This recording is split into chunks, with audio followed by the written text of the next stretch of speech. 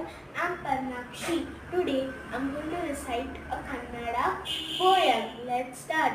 ಒಂದು ದಿನ ಪೆದನ ಹೆಂಡತಿ ಲಾಡು ಮಾಡಿದ್ಲು, ಯಾರ ನೋಡಬಾರದೆಂದು ಡಬಿಲಿ ಮುಚ್ಚಿಟ್ಲು.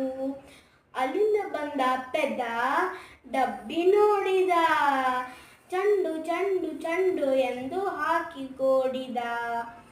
ಒಂದು ದಿನ ಪೆದನ ಹೆಂಡತಿ ಕೇಸರಿ ಬಾತ್ ಮಾಡಿದ್ಲು, ಯಾರು ನೋಡಬಾರದೆಂದು ಡಬ್ಬಿಲಿ ಮುಚ್ಚಿಟ್ಲು.